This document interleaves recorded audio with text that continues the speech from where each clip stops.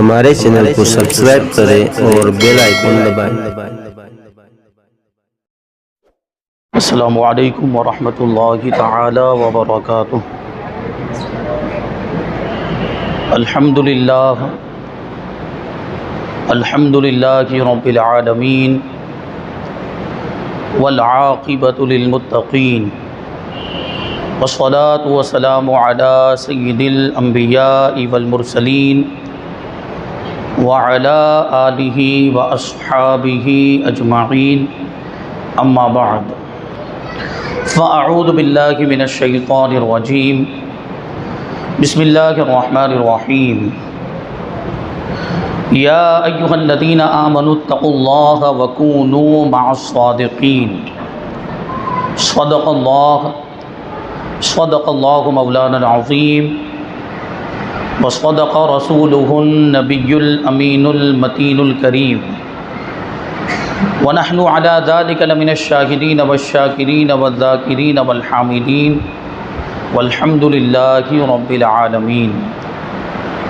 آئیے ہم اور آپ سب سے پہلے حضور سرور کائنات، فخر موجودات، باعث تخلیق کائنات، احمد مجتبی محمد مصطفیٰ صلی اللہ علیہ وسلم کی مقدس بارگاہ میں درود و سلام کا ہدیہ پیش کریں اور پڑھیں اللہم صلی علی سیدنا و مولانا محمد معدن الجود والکرم وآلہ الکرام وابنہ الکریم وبارک وسلم، صلاۃ و سلام علیک یا رسول اللہ صلی اللہ تعالی علیہ وسلم۔ عزیزان ملت اسلامیہ، ایک بار پھر ہم آل انڈیا قادری مشن کے زیر اہتمام منعقد ہونے والے ہفتہ واری اجتماع میں حاضر ہیں۔ اللہ تبارک و تعالی ہماری حاضری کو قبول فرمائے۔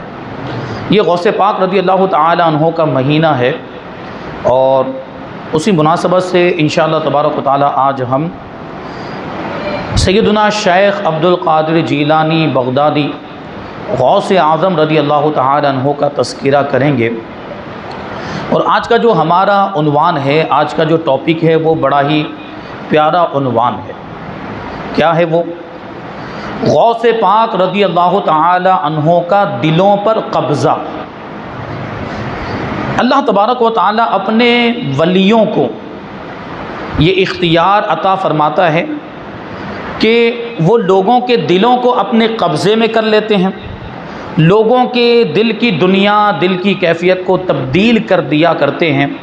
اللہ تبارک و تعالی ان کو ایسی طاقت و قوت عطا فرماتا ہے۔ ہمارے غوث پاک رضی اللہ تعالیٰ عنہ کی بھی یہ شان، کیونکہ آپ تو ولیوں کے سردار ہیں، اللہ تبارک و تعالیٰ نے آپ کو تو بڑا اونچا مقام عطا فرمایا، آپ بھی دلوں کی دنیا تبدیل کرنے کی صلاحیت رکھتے ہیں۔ دلوں پر قبضہ، دلوں پر اختیار اللہ تبارک و تعالیٰ نے آپ کو عطا فرمایا۔ اعلیٰ حضرت امام عشق و محبت، امام اہل سنت رحمۃ اللہ تعالیٰ علیہ نے غوث پاک رضی اللہ تعالیٰ عنہ کی شان میں ایک منقبت لکھی۔ یوں تو بہت ساری منقبتیں لکھی ہیں، وہ منقبت جس کا مطلب یہ ہے، الاما قہر ہے یا غوث وہ تیکھا تیرا، الاما قہر ہے یا غوث وہ تیکھا تیرا، مر کے بھی چین سے سوتا نہیں مارا تیرا۔ یہ اس کا مطلب ہے، اسی کا ایک شعر ہے، اسی پہ انشاءاللہ تبارک و تعالیٰ آج گفتگو ہوگی۔ امام کہتے ہیں، غرض آقا سے کروں عرض کہ تیری ہے پناہ، غرض آقا سے کروں عرض کہ تیری ہے پناہ، بندہ مجبور ہے خاطر پہ ہے قبضہ تیرا۔ سمجھاؤں آپ کو؟ یعنی میں اپنے سارے معاملات، اپنی ساری حاجتیں، اپنی ساری مرادیں، اپنے سارے مقاصد آقا سے ہی عرض کروں، اور آقا سے مراد کون یہاں پر؟ حضور غوث پاک رضی اللہ تعالیٰ عنہ۔ میں اپنی ساری مرادیں آپ ہی سے عرض کروں کہ آپ ہی کی تو پناہ ہے، آپ ہی کی بارگاہ ہم جیسے فقیروں کو پناہ دینے والی ہے۔ اور پھر آگے عرض کرتے ہیں کہ بندہ مجبور ہے، یعنی ہم تو گنہگار ہیں، ہمارے گناہوں کے معاملات ایسے ہیں کہ سر سے لے کر پاؤں تک ہم گناہوں میں ڈوبے ہوئے ہیں. ہم اللہ تبارک و تعالیٰ سے ڈائریکٹ مانگے یہ ہماری اوقات نہیں, اور ہم ڈائریکٹ مانگے تو ہمیں مل جائے ایسا کوئی ضروری بھی نہیں. اس لیے یا غوث پاک ہم آپ کو اللہ کی بارگاہ میں وسیلہ, واسطہ اور ذریعہ بناتے ہیں, آپ کی بارگاہ میں اپنی حاجتیں پیش کرتے ہیں, اور ہمارے دل کی کیفیت آپ پر بالکل واضح ہے, بیان کرنے کی حاجت نہیں ہے. امام کہتے ہیں بندہ مجبور ہے, خاطر پہ ہے قبضہ تیرا. خاطر کا معنی ہوتا ہے دل, یعنی دل پر آپ کا قبضہ ہے, دل کی حالت تبدیل کرنے کی آپ صلاحیت رکھتے ہیں, دل کی کیفیت کو بدلنے کی آپ طاقت رکھتے ہیں. دلوں پر اللہ تبارک و تعالیٰ نے آپ کو اختیار دیا ہے, اور دلوں کو اللہ تبارک و تعالیٰ نے آپ کی طرف پھیر دیا ہے. یہ غوث پاک رضی اللہ تعالیٰ عنہ کی شان ہے.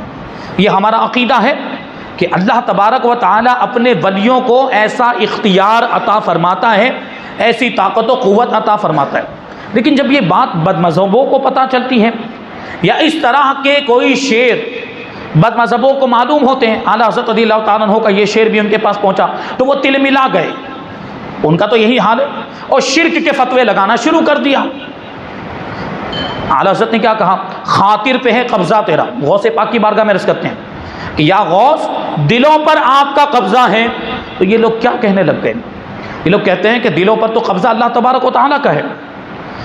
اللہ تبارک و تعالیٰ مقلب القلوب ہے, غوث پاک کا قبضہ دل پر مان لیا, مشرک ہو گئے. یہ سیدھا فتویٰ لگاتے ہیں. اب امام نے کہا ہے تو اس کی دلیل ہوگی تبھی تو کہا ہے. امام تو بغیر دلیل کا کوئی بات کرتے ہی نہیں.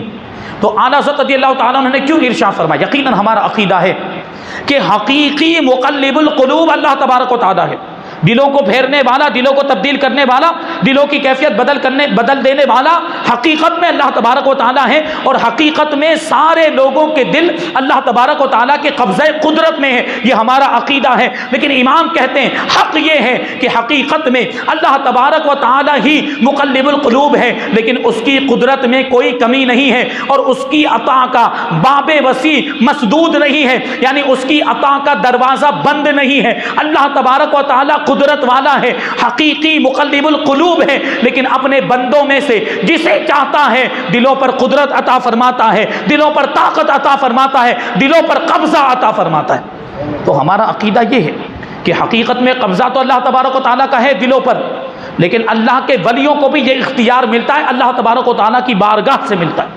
اللہ تبارک و تعالیٰ اپنے نیک بندوں کو, اپنے محبوب بندوں کو, اپنے ولیوں کو, اپنے دوستوں کو ایسا اختیار اور قابو عطا فرماتا ہے.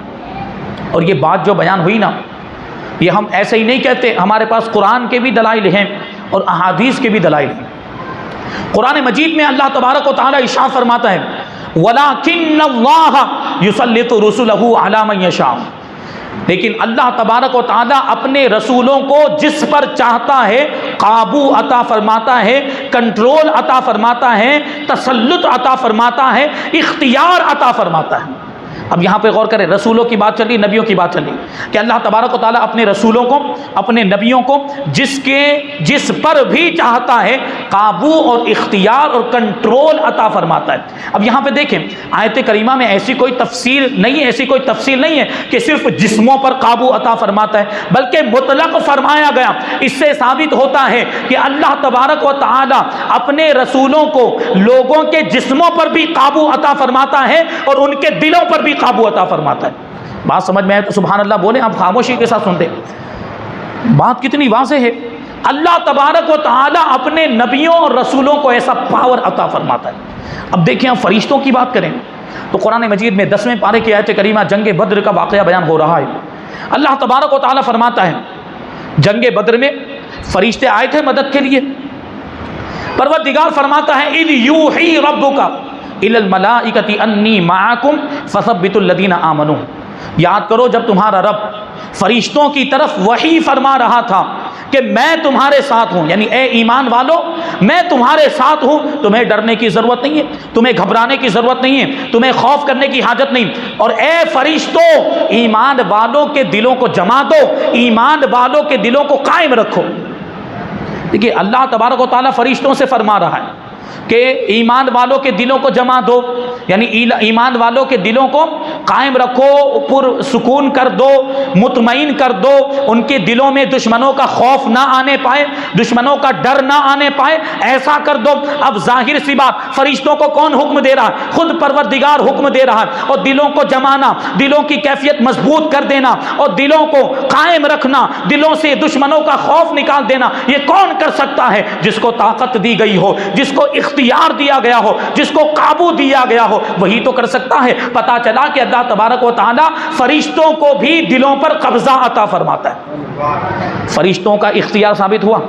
اور سنیں، سیرت ابن اسحاق میں بھی اور سیرت ابن ہشام میں بھی یہ واقعہ درج ہے کہ نبی پاک صلی اللہ علیہ وسلم نے بنو قریظہ کی طرف جانے کا ارادہ فرمایا۔ بنو قریظہ اور بنو نذیر یہ یہودیوں کے دو قبیلے تھے، ان لوگوں نے مسلمانوں کے ساتھ معاہدہ کیا ہوا تھا، ایگریمنٹ، یعنی ایک دوسرے کی جان و مال کی حفاظت کریں گے، ایک دوسرے کی جان و مال کا خیال رکھیں گے۔ لیکن ان لوگوں نے اس عہد کو، اس پیمان کو، اس ایگریمنٹ کو توڑ دیا، تو اب ان کو سبق سکھانا ضروری تھا۔ تو نبی پاک صلی اللہ علیہ وسلم لشکر لے کر بنو قریظہ کی طرف روانہ ہوئے۔ اب راستے میں نبی پاک صلی اللہ علیہ وسلم اپنے کچھ صحابہ کرام کے پاس سے گزرے، تو حضور نے اپنے ان صحابہ سے پوچھا کہ کیا آپ لوگوں نے یہاں سے کسی شخص کو بنو قریظہ کی طرف جاتے ہوئے دیکھا؟ کیونکہ مسلمانوں کا لشکر تو اب آیا ہے۔ حضور نے پوچھا کہ کیا تم لوگوں نے یہاں سے کسی شخص کو بنو قریظہ کی طرف جاتے ہوئے دیکھا؟ ہم سے آگے آگے کوئی جا رہا تھا؟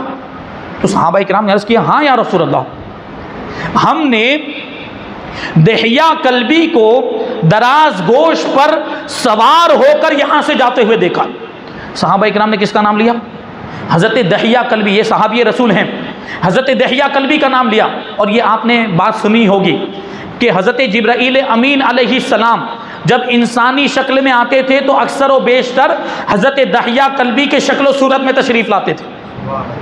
تو صحابہ اکرام نے کیا عرض کیا کہ یا رسول اللہ، ہم نے دحیہ کلبی کو دراز گوش پر سوار ہو کر یہاں سے جاتے ہوئے دیکھا ہے۔ تو اللہ کے رسول صلی اللہ علیہ وسلم نے جب یہ سنا تو ارشاد فرمایا کہ وہ دحیہ کلبی نہیں تھے، وہ حضرت جبرائیل امین علیہ السلام تھے۔ اللہ تبارک و تعالی نے ان کو بنو قریظہ کی طرف بھیجا ہے، اور کیوں بھیجا ہے؟ اس لیے بھیجا ہے تاکہ ان کے قلوں میں زلزلہ ڈال دیں اور ان کے دلوں میں ایمان والوں کا خوف ڈال دیں۔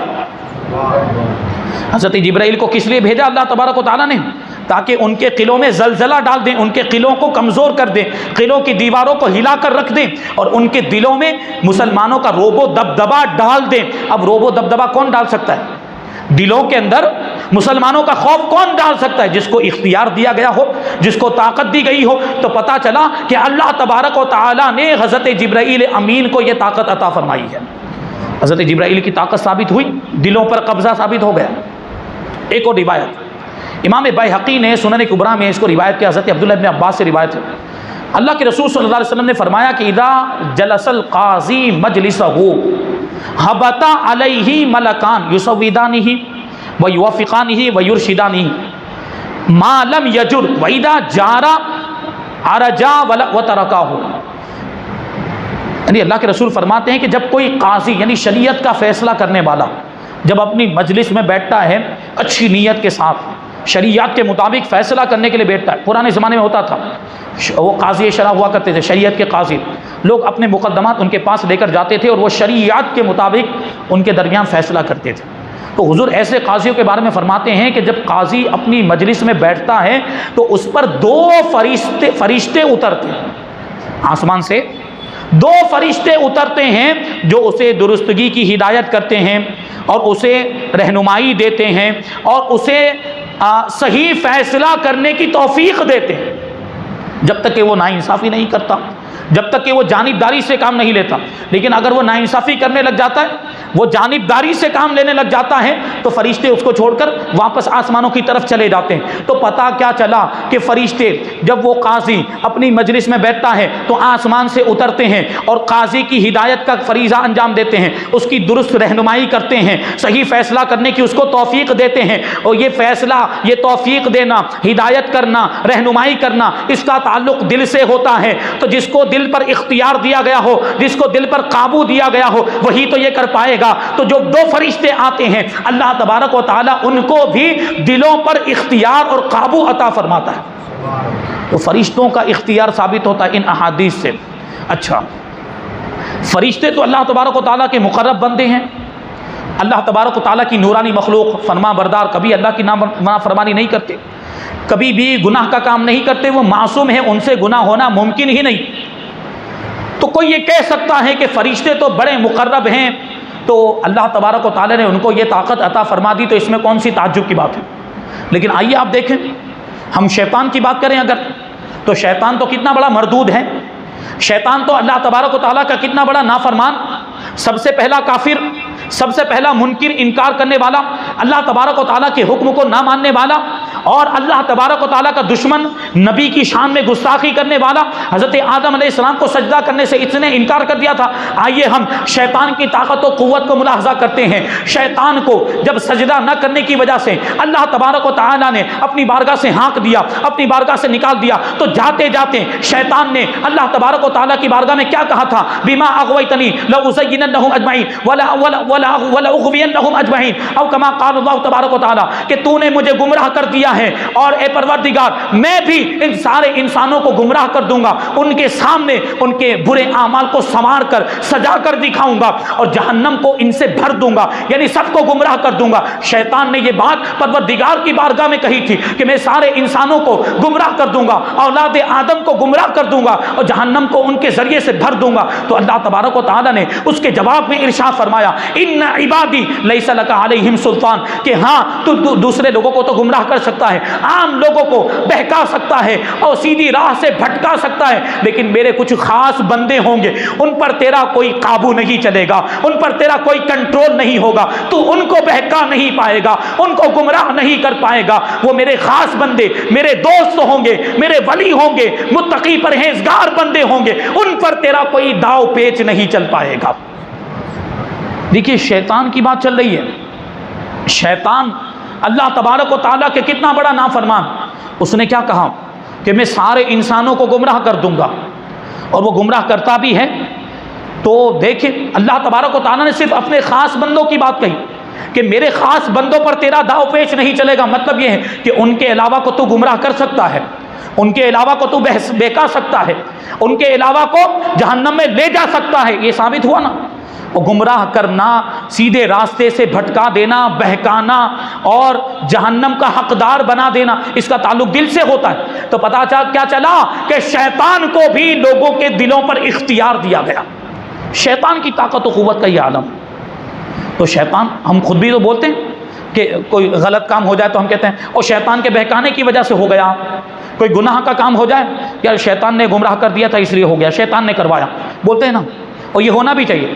گناہ کا کام ہو جائے پہلے تو بچنے کی کوشش کرنی چاہیے، کوئی غلط کام ہو جائے، گناہ کا کام ہو جائے تو اس کی نسبت شیطان کی طرف کریں یا اپنے نفس کی طرف کریں، کہ یہ یا تو شیطان کی طرف سے یا انہی دو چیزوں کی وجہ سے گناہ ہوتے ہیں۔ اور کوئی نیک کام اگر ہم کریں تو اس کی نسبت اللہ تبارک و تعالیٰ کی طرف کریں، یہ اللہ کی توفیق سے ہوا۔ برے کام کی، گناہ کی نسبت اللہ کی طرف کرنا بے ادبی ہے، گناہ کر کے یہ کہنا کہ تو اللہ نے چاہا تو ہوا، ایسا نہیں کہہ سکتے، اجازت نہیں ہے۔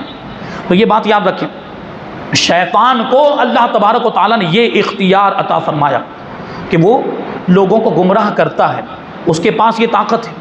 پھر دیکھیں مزید سورہ ناس کی ہم تلاوت کرتے ہیں، اللہ تبارک و تعالیٰ فرماتا ہے الذی یوسوس فی صدور الناس من الجنۃ والناس، کہ جنات میں سے بھی شیطان ہے اور انسانوں میں سے بھی شیطان ہے جو لوگوں کے دلوں میں وسوسے ڈالتا ہے۔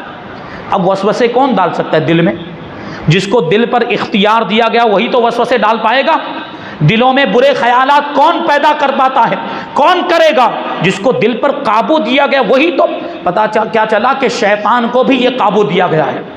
اور دیکھیں حدیث پاک بخاری شریف کی حدیث، اللہ کے رسول صلی اللہ علیہ وسلم ارشاد فرماتے ہیں ان الشیطان یجری من الانسان مجری الدم، کہ بے شک شیطان انسان کی رگ رگ میں خون کی طرح دوڑتا ہے، خون کی طرح سفر کرتا ہے، یعنی انسان کو گمراہ کرتا ہے۔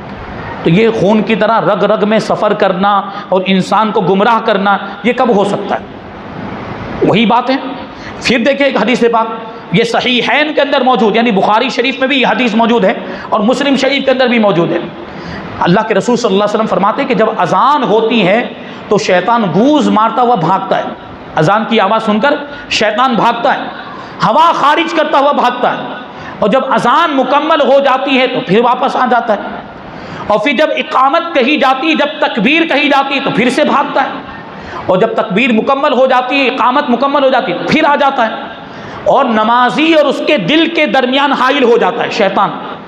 آنے کے بعد، مسجد میں آنے کے بعد شیطان کو کیسے گوارا ہو سکتا ہے کہ ہم اور آپ نماز پڑھیں، اللہ کی عبادت کریں؟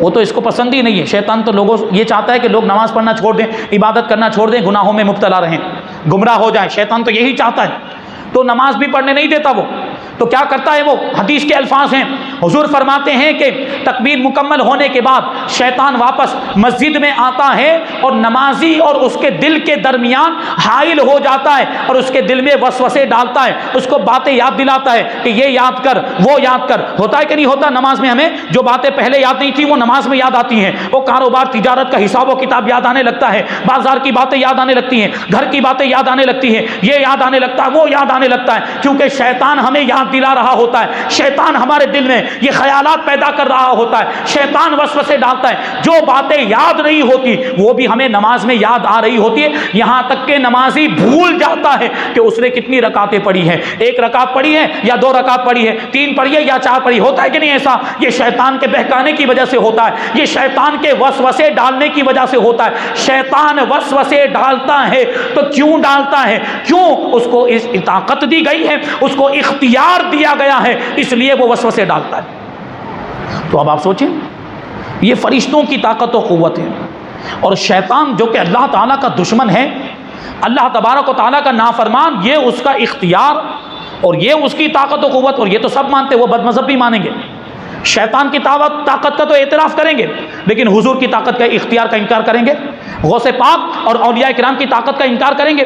جب شیطان جو کہ اللہ تبارک و تعالیٰ کا دشمن ہے، اپنے دشمن کو اللہ تبارک و تعالیٰ یہ طاقت و قوت عطا فرما سکتا ہے، تو پروردگار اپنے ولیوں کو اور اپنے دوستوں کو ایسی طاقت و قوت کیوں نہیں عطا فرما سکتا؟ جب شیطان کو یہ طاقت مل سکتی ہے تو ولیوں کو کیوں نہیں مل سکتی؟ شیطان دشمن ہے اور ولی تو اللہ کے دوست ہوتے ہیں. دوست کو تو اور زیادہ یہ طاقت ملنی چاہیے. تو اللہ تبارک و تعالی، ہمارا عقیدہ یہی ہے، اللہ تبارک و تعالی اپنے ولیوں کو یہ طاقت و قوت عطا فرماتا ہے کہ وہ دلوں پر قابو رکھتے ہیں، دلوں کی کیفیت تبدیل کرنے کی صلاحیت رکھتے ہیں. حضرت علامہ سلجماسی رحمۃ اللہ تعالی علیہ نے اپنی کتاب میں، کتاب کا نام ہے ابریز، اپنے شیخ، اپنے پیر و مرشد حضرت سیدی عبدالعزیز رحمۃ اللہ تعالی علیہ کا ایک قول نقل کیا ہے کہ یہ جو عوام اولیاء کرام کی بارگاہ میں، مثال کے طور پر حضور غوث پاک رضی اللہ تعالیٰ عنہ کی بارگاہ میں اپنی حاجتیں لے کر جاتے ہیں، ہم اور آپ اولیاء کرام کی بارگاہ میں اپنی حاجتیں لے کر جاتے کہ نہیں؟ اور اپنی حاجتوں میں ان سے مدد طلب کرتے کہ نہیں اولیاء کرام سے؟ اس کی وجہ کیا ہے؟ انہوں نے اس کی وجہ بتائی. اللہ تبارک و تعالیٰ بھی لوگوں کے دلوں کو، مخلوق کے دل کو ولیوں کی طرف پھیر دیتا ہے، لوگوں کے دلوں میں اپنے ولیوں کی محبت ڈال دیتا ہے. یہ اسی محبت کا نتیجہ ہوتا ہے کہ لوگ ان کی بارگاہ میں حاضر ہوتے ہیں، ان سے فیض حاصل کرتے ہیں اور ان کی بارگاہ میں اپنی حاجتیں پیش کرتے ہیں. تو ہم اور آپ غوث پاک کی بارگاہ میں پہنچتے ہیں، عوام بھی، اور کچھ ایسے لوگ بھی جو نرے جاہل ہوتے ہیں، جن کو دین کی کوئی معلومات نہیں ہوتی، وہ بھی ولیوں کی بارگاہ میں جاتے ہیں. اس کی وجہ کیا؟ اس پر غور کریں. علامہ سلجماسی رحمۃ اللہ تعالی علیہ نے اس کی وجہ بیان کی ہے. یہ لوگ کھینچے کھینچے کیوں چلے جاتے؟ کیونکہ مراد جو پیش کی جاتی نا، حاجت، وہ کبھی پوری ہوتی کبھی نہیں ہوتی. مراد کبھی ملتی کبھی نہیں ملتی، دونوں احتمال، دونوں پہلو ہوتے ہیں. ایسا ہوتا ہے، ہم لوگ آپ دیکھتے ہیں. اب اگر یہ عوام جو بالکل جاہل ہوتے ہیں، علماء سے بھی دور ہوتے ہیں، اگر یہ بالکلیہ صرف اور صرف اللہ تبارک و تعالیٰ ہی سے مانگیں، اللہ تبارک و تعالیٰ کی بارگاہ ہی میں اپنی حاجت پیش کریں، تو کبھی تو ایسا بھی ہو سکتا ہے کہ ان کی حاجت پوری نہ ہو، ان کی مراد ان کو نہ ملے. تو مراد نہ ملنے کی صورت میں، حاجت پوری نہ ہونے کی صورت میں، یہ احتمال تھا کہ یہ جاہل لوگ کہیں خدا کے ہی منکر نہ ہو جائیں، خدا کا ہی انکار نہ کر دیں، کیونکہ جو علماء سے دور اس کو تو کیا پتہ چلتا ہے؟ تو ہو سکتا ہے حاجت نہ ملے، میری حاجت پوری نہیں ہوئی، اگر خدا ہوتا تو میری حاجت پوری ہو جاتی معاذ اللہ، اگر اللہ ہوتا تو میری مراد پوری ہو جاتی۔ کوئی یہ بھی تو کہہ سکتا ہے تو کافر ہو جاتا، دائرہ اسلام سے خارج ہو جاتا۔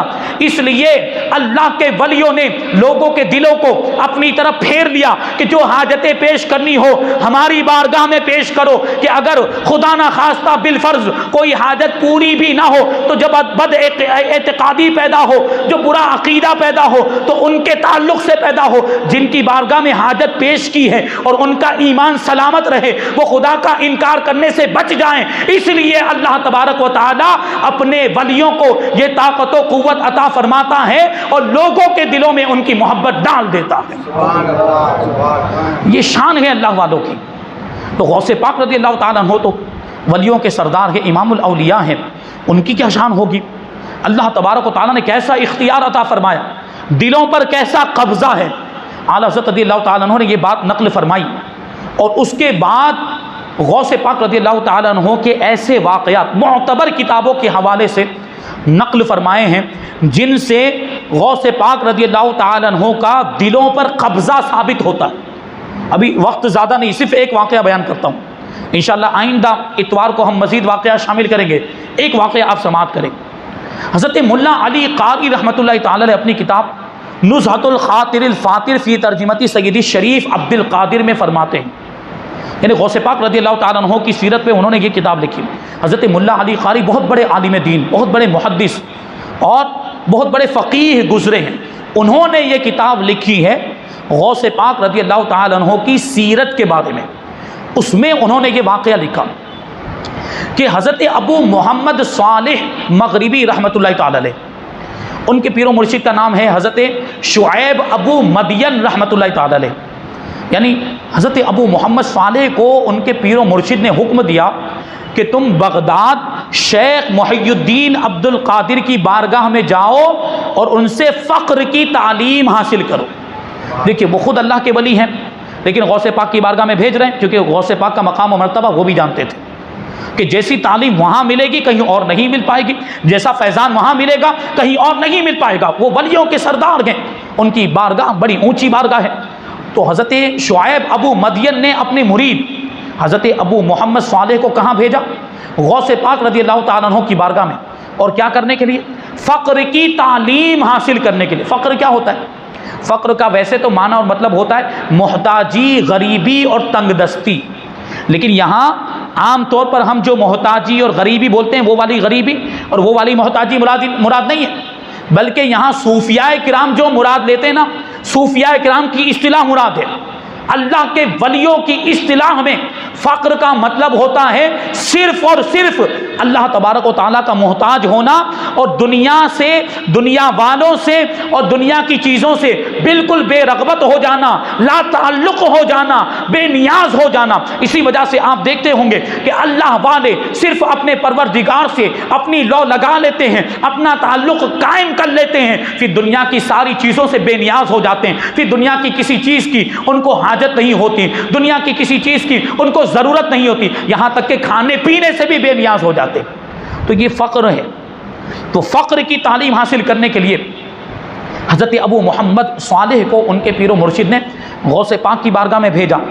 اب وہ کہتے ہیں کہ میں لمبا سفر کر کے غوث پاک رضی اللہ تعالیٰ عنہ کی بارگاہ میں بغداد شریف پہنچا، اور میں نے عرض کیا کہ حضور، وہ کہتے ہیں کہ میں نے غوث پاک رضی اللہ تعالیٰ عنہ کو دیکھا تو ایسی شان ہیبت اور جلال کی کیفیت، کہتے ہیں کہ میں نے ایسی ہیبت و جلال والا شخص، اللہ کا بندہ اس سے پہلے دیکھا ہی نہیں تھا۔ غوث پاک کی یہ شان، کہتے ہیں میں نے حضور کی بارگاہ میں عرض کیا کہ حضرت میرے پیر و مرشد نے مجھے یہاں پر فقر کی تعلیم حاصل کرنے کے لیے بھیجا ہے۔ غوث پاک رضی اللہ تعالیٰ عنہ نے، وہ کہتے ہیں کہ مجھے 3 چلے کرائے، یعنی 120 دن تک مجھے تنہائی میں خلوت میں بٹھایا، ریاضت و مجاہدہ کروایا۔ جب 120 دن مکمل ہو گئے، وہ کہتے ہیں غوث پاک رضی اللہ تعالیٰ عنہ میرے پاس تشریف لائے، اور تشریف لانے کے بعد مجھے ارشاد فرمایا کہ یہاں دیکھو خانہ کعبہ کی طرف، بتاؤ تمہیں کیا نظر آتا ہے۔ میں نے خانہ کعبہ کی طرف دیکھا، اور عرض کیا حضور خانہ کعبہ نظر آتا ہے. کہاں موجود ہے؟ کہاں موجود ہیں؟ بغداد شریف میں. ذہن حاضر ہے کہ نہیں؟ بغداد شریف میں ہیں. غوث پاک رضی اللہ تعالیٰ نے پوچھا ادھر دیکھو اور بتاؤ کیا نظر آتا ہے. حضرت ابو محمد صالح کیا کہتے ہیں کہ یہیں سے خانہ کعبہ نظر آتا ہے. پھر غوث پاک رضی اللہ تعالیٰ عنہ نے مغرب کی طرف اشارہ کیا اور ارشاد فرمایا ادھر دیکھو کیا نظر آتا ہے. حضرت ابو محمد کہتے ہیں میں نے ادھر دیکھا اور عرض کیا حضور میرے پیر و مرشد نظر آتے ہیں. غوث پاک نے بغداد ہی سے وہاں پیر و مرشد کا نظارہ کرا دیا. پھر غوث پاک رضی اللہ تعالیٰ عنہ پوچھتے ہیں کہ خانہ کعبہ کی طرف جانا چاہتے ہو یا پیر و مرشد کی طرف جانا چاہتے ہو؟ وہ کہتے ہیں میں نے عرض کیا پیر و مرشد کی طرف جانا چاہتا ہوں. غوث پاک رضی اللہ تعالیٰ عنہ نے ارشاد فرمایا کہ ایک ہی قدم میں جانا چاہتے ہو یا جس طرح آئے ہو اس طرح جانا چاہتے ہو؟ انہوں نے کہا کہ جس طرح آیا ہوں اس طرح جانا چاہتا ہوں. غوث پاک نے فرمایا کہ یہ افضل ہے. پھر ارشاد فرمایا کہ تم فقر کی تعلیم حاصل کرنے کے لیے آئے ہو. فقر کی تعلیم اسی وقت حاصل کی جا سکتی ہے جب اس کا زینہ تمہارے پاس ہو, یعنی اس کی سیڑھی تمہارے پاس ہو. بغیر سیڑھی اور بغیر زینہ کے تم فقر تک نہیں پہنچ سکتے. اور فقر کا زینہ کیا ہے؟ فقر کی سیڑھی کیا ہے؟ فقر کا زینہ توحید ہے اور توحید کا دار و مدار اس بات پر ہے کہ تم عین السر کو اپنے دل میں بسا لو, یعنی اللہ تبارک و تعالیٰ کے راز کو اپنے دل میں بسا لو اور دنیا کے سارے خطرات کو, دنیا کے سارے خیالات کو اپنے دل سے نکال دو اور دل کی تختی کو صاف و شفاف کر دو, پاک اور ستھرا کر دو, تاکہ تمہارے دل کی تختی پر اللہ تبارک و تعالیٰ کے انوار و تجلیات کی بارش ہونے لگ جائے. غوث پاک رضی اللہ تعالیٰ عنہ نے جب یہ ارشاد فرمایا تو حضرت ابو محمد صالح کہتے ہیں میں نے غوث پاک رضی اللہ تعالیٰ عنہ کی بارگاہ میں عرض کیا کہ حضور میں یہ مقام و مرتبہ کیسے حاصل کر پاؤں گا؟ آپ اتنے بڑے مرتبے پر ہیں, آپ کا اتنا اونچا مقام ہے, آپ ہی مدد کر کے مجھے یہ صفت عطا فرما دیں. دیکھیے غوث پاک رضی اللہ تعالیٰ عنہ کی بارگاہ میں وہ کیا کہہ رہے ہیں کہ میرے دل کی کیفیت یہ سدھر جائے, میرا دل صاف و شفاف ہو جائے, میرے دل سے دنیا کے خیالات نکل جائیں. وہ غوث پاک کی بارگاہ میں عرض کر رہے ہیں. تو غوث پاک نے یہ نہیں کہا کہ یہ میرا کام نہیں ہے دل کو صاف کرنا, دل کی تختی کو ستھرا کر دینا اور اس سے دنیا کے خیالات نکال دینا. غوث پاک نے یہ نہیں فرمایا, بلکہ ابو محمد صالح کہتے ہیں کہ میرے یہ عرض کرنے کے بعد غوث پاک رضی اللہ تعالیٰ عنہ نے میری طرف ایک نظر فرمائی, مجھ پر ایک نگاہ کرم ڈالی. اس نگاہ کا ڈالنا تھا, نظر کا فرمانا تھا کہ میرے دل سے تمام ارادوں کی تمام کششیں اس طرح سے کافور ہو گئی جیسے کہ دن کے آنے کی وجہ سے رات کا اندھیرا ختم ہو جایا کرتا ہے. یعنی غوث پاک کی نگاہ ڈالنے کی برکت سے میرا دل صاف ستھرا ہو گیا, دل کے خیالات نکل گئے, برے وسوسے نکل گئے, میرے دل کی تختی بالکل پاک ہو گئی, بالکل صاف ہو گئی. وہ کہتے ہیں کہ میں اس نور کو ابھی بھی محسوس کرتا ہوں. اب بتائیے غوث پاک رضی اللہ تعالیٰ عنہ کا یہ دلوں پر قبضہ ہے کہ نہیں, دلوں پر اختیار ہے کہ نہیں؟ دل کی کیفیت کو تبدیل فرما دیا, دل کی حالت کو بدل دیا اور دل کو صاف ستھرا کر دیا. اس سے یہ ثابت ہوتا ہے کہ اللہ تبارک و تعالیٰ نے ہمارے غوث پاک رضی اللہ تعالیٰ عنہ کو دلوں پر اختیار عطا فرمایا, دلوں کو آپ کے قبضے میں دے دیا. تو یہ شان ہے غوث پاک رضی اللہ تعالیٰ عنہ کی. اور بھی واقعات ہیں انشاءاللہ تبارک و تعالیٰ آئندہ ہفتے ہم ان کو بیان کریں گے. اللہ تبارک و تعالیٰ کی بارگاہ میں دعا ہے کہ جو کچھ بھی بیان ہوا اس پر ہم سب کو عمل کرنے کی توفیق عطا فرمائے. غوث پاک رضی اللہ تعالیٰ عنہ کے فیوز و برکات سے ہم سب کو مالا مال فرمائے. اولیاء کرام سے محبت کرنے, ان کے دامن سے وابستہ رہنے اور ان کے نقش قدم پر چلنے کی ہم سب کو توفیق عطا فرمائے.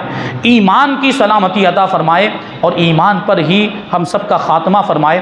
وما علینا الا البلاغ. السلام علیکم.